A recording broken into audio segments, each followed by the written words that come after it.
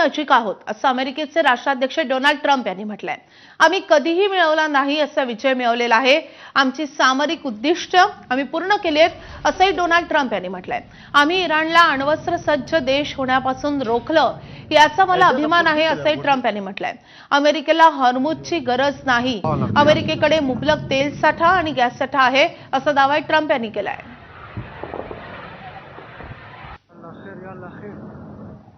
It's been just 1 month since the United States military began Operation Epic Fury, targeting the world's #1 state sponsor of terror, Iran.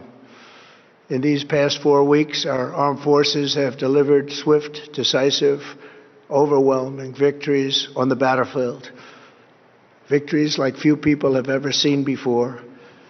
Tonight, Iran's navy is gone.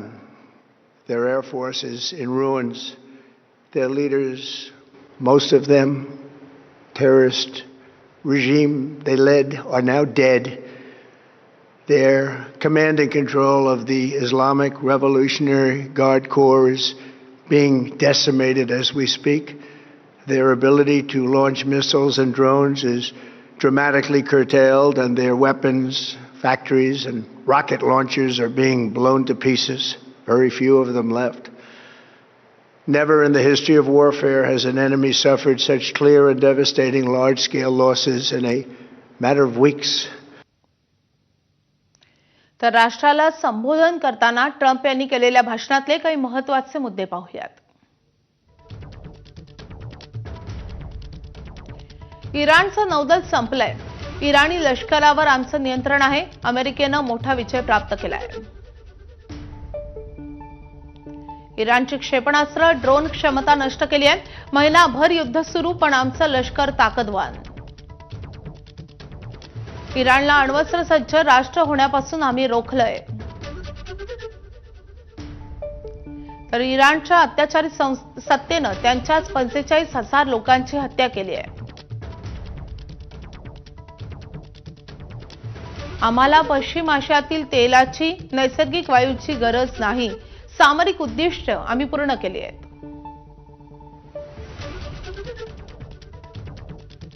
Donald Trump यांच्या भाषणातले हे महत्त्वाचे मुद्दे आहेत।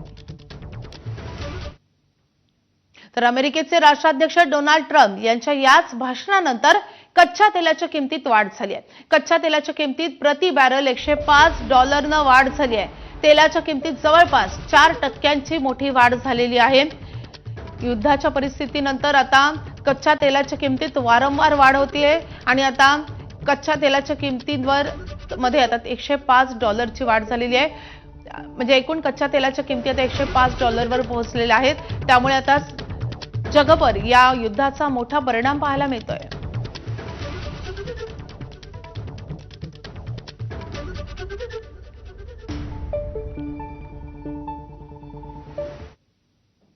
तर आमच्याकडून तेल घ्या नाही तर हॉर्मुझला जा। डोनाल्ड ट्रम्प यांनी हॉर्मुझवरून चिंता व्यक्त करणाऱ्या देशांना सल्ला दिलेला आहे। हॉर्मुझ खुलं झालं तर तेलाच्या किमती खाली येतील असे डोनाल्ड ट्रम्प यांनी म्हटलंय।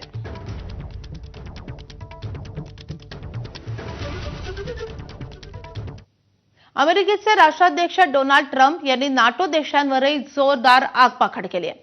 एवढंच नाही तर नाटो संघटनेतून अमेरिका बाहेर पडेल असा इशाराही त्यांनी दिलाय। युद्धात सहभाग न घेणारे नाटो संघटनेतले देश हे केवळ कागदावरचे वाघ आहेत अशी टीकाही त्यांनी केली आहे। नाटो देशांनी युद्धाला केवळ पाठिंबा दिला, मात्र तेवढा पुरेसा नाही।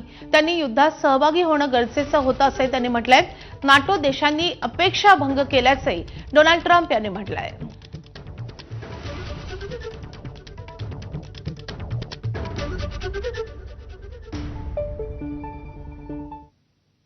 तर ज्या नाटो संघटनेवर डोनाल्ड ट्रम्प यांनी आगपाखड केलेली आहे ती नाटो संघटना आहे तरी काय, आपण ग्राफिक्सद्वारे पाहूयात।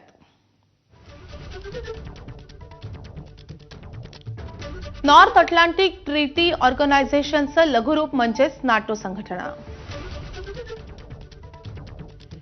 32 देशांची लष्करी आणि राजकीय सहकार्य करणारी ही संघटना आहे। तर दुसऱ्या महायुद्धानंतर 4 एप्रिल 1949 ला 12 देशांच्या नाटो संघटनेची स्थापना झाली। सदस्य देशांचं सर्वांनी मिळून संरक्षण करणं हा या संघटनेचा प्रमुख उद्देश होता. सदस्य देशांवरील हल्ला हा सर्व 32 देशांवरचा हल्ला समजला जातो. तर रशियासोबतचं शीतयुद्ध संपल्यानंतर नाटोचा विस्तार झाला. पुढे नाटोमध्ये 30 युरोपियन आणि 2 अमेरिकन देशही सहभागी झाले. 2023 मध्ये फिनलंड आणि 2024 ला स्वीडनचाही नाटोत समावेश झाला. तर बेल्जियमच्या ब्रसेल्समध्ये नाटो संघटनेचं मुख्यालय आहे. सर्व देशांचं एकमत झाल्याशिवाय नाटोमध्ये निर्णय घेतला जात नाही. जागतिक शांतता, दहशतवादाचा सामना आणि बाल्कन्स, अफगाणिस्तान सारख्या समस्या निवारण ही नाटोची कामं आहेत.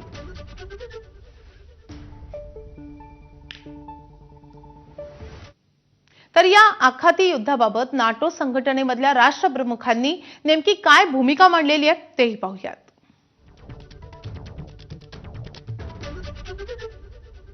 तर युकेचे पंतप्रधान कीर स्टारमर यांचं असं म्हणणं आहे की युद्धात कोणत्याही प्रकारे सहभाग घेणार नाही. इटलीच्या पंतप्रधान जॉर्जिया मेलोनी यांनी असं म्हटलेलं आहे की इटली थेट युद्धात उतरणार नाही. तर स्पेनचे पंतप्रधान पेड्रो सांचेज यांनीही तशीच भूमिका घेतलेली आहे. स्पेन देखील या युद्धात उतरणार नाही. फ्रान्सचे अध्यक्ष इमॅन्युएल मॅक्रॉन यांनी असं म्हटलेलं आहे की परिस्थिती आणखी चिघळू नये हेच आमचे प्रयत्न आहेत.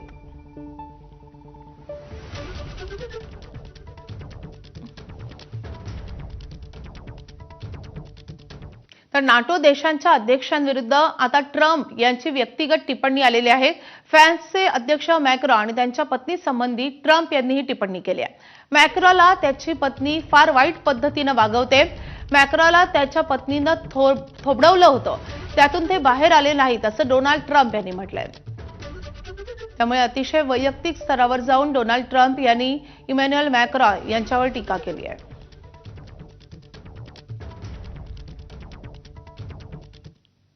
दरम्यान इराणनं आता युद्धविरामाची विनंती केल्याचा दावा डोनाल्ड ट्रम्प यांनी केलेला आहे. जेव्हा हॉर्मुझची सामुद्रधुनी उघडली जाईल तेव्हा आम्ही इराणच्या युद्धविरामाच्या विनंतीचा विचार करू. जर हॉर्मुझची सामुद्रधुनी उघडली नाही तर आम्ही इराणचा विनाश करणं सुरूच ठेवू असाही इशारा डोनाल्ड ट्रम्प यांनी दिलाय. मात्र युद्धविरामाबाबत ट्रम्प यांनी केलेला दावा इराणच्या परराष्ट्र मंत्रालयाच्या प्रवक्त्यांनी फेटाळून लावलाय. ट्रम्प खोटं बोलत असल्याचंही त्यांनी म्हटलंय.